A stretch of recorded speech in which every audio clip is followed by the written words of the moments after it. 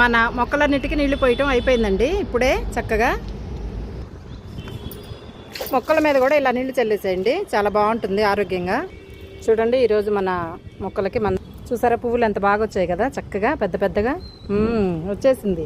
నేను కూడా వస్తానంటూ చక్కగా చేతిలోకి చూడండి ఫుల్గా వంకాయ పువ్వులు కాయలు చూడండి ఎలా వచ్చాయో.